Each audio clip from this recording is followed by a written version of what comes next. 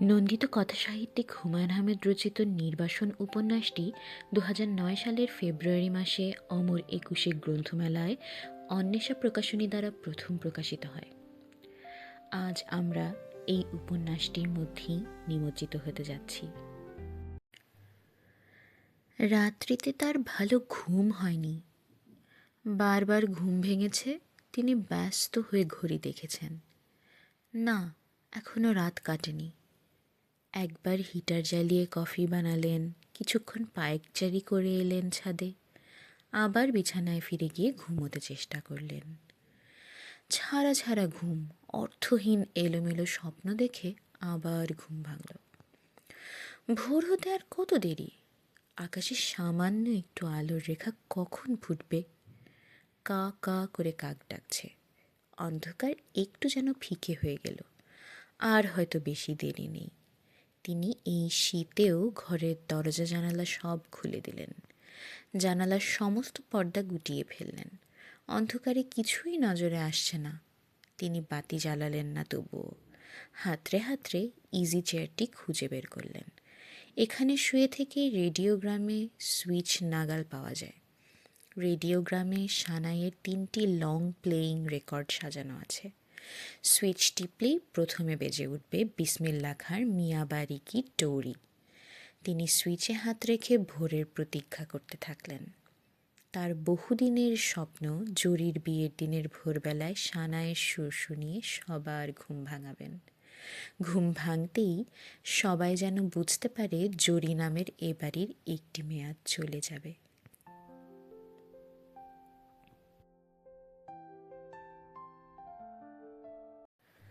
বসে থাকতে থাকতে হঠাৎ তার চোখে জল এলো।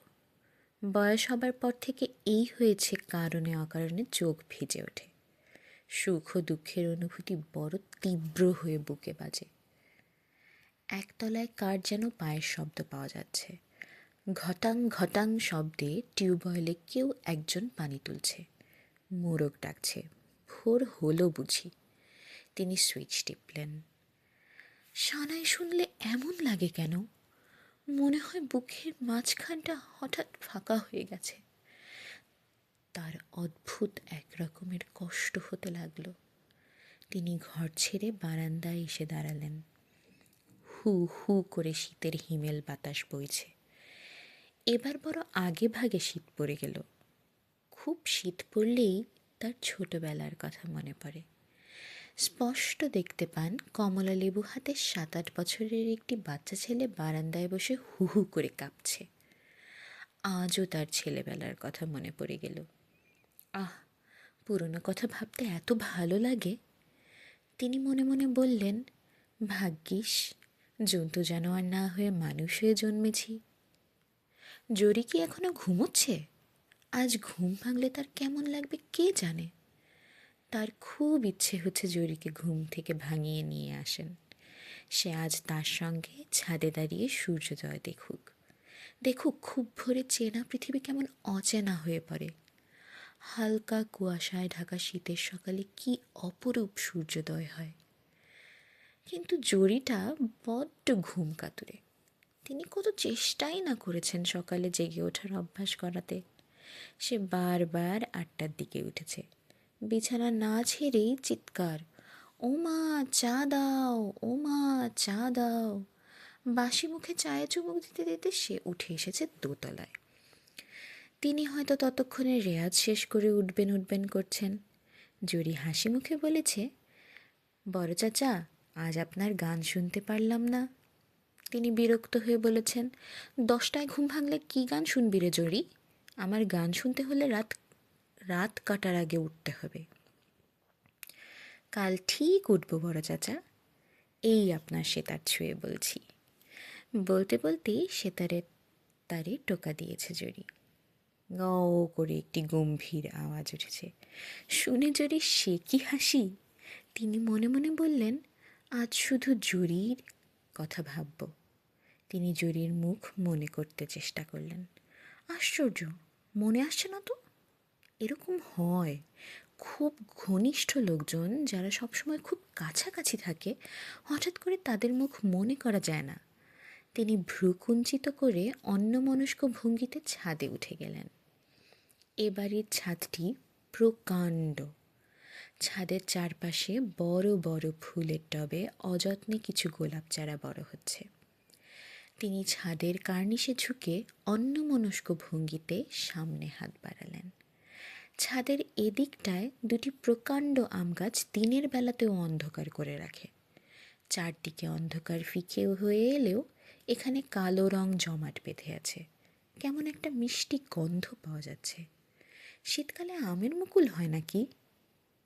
বড় চাচা, তিনি চমকে পিছনে ফিরলেন। আশ্চর্য, জরি দাঁড়িয়ে আছে তার পেছনে, ঘুম জড়ানো ফোলা ফোলা মুখ। মেয়েটিকে আজ বড় অচেনা মনে হচ্ছে। এত রূপসী তো জরিকে কখনো মনে হয়নি। বিয়ের আগের দিন সব মেয়ে নাকি গুটি পোকার মতো খোলস ছেড়ে প্রজাপতি হয়ে বেরিয়ে আসে। তিনি হাসি হাসি মুখে তাকিয়ে রইলেন।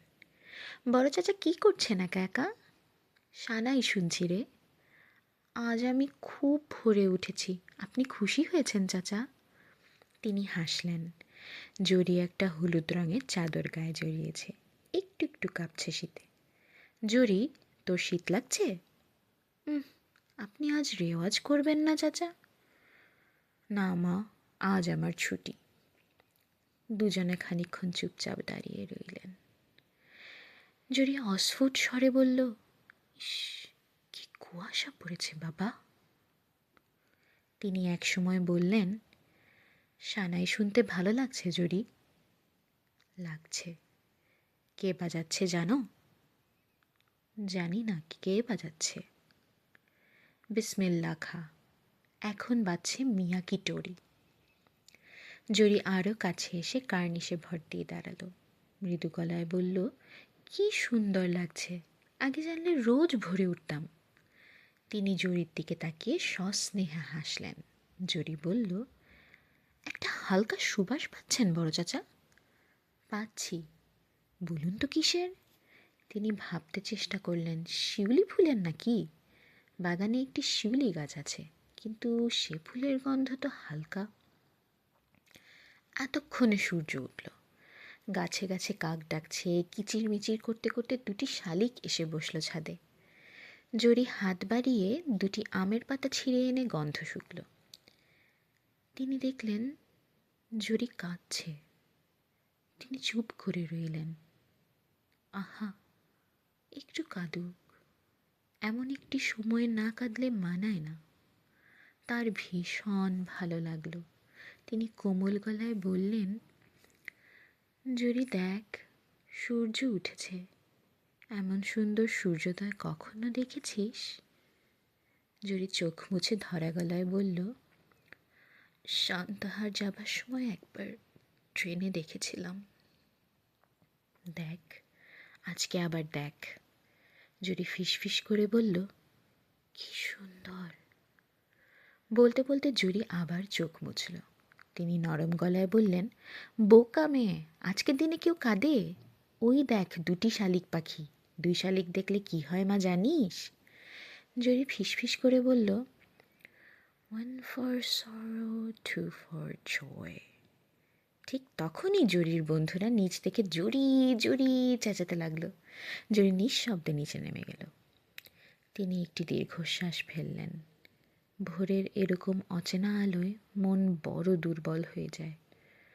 আপনাকে ক্ষুদ্র ও অকিঞ্চিৎকর মনে হয়।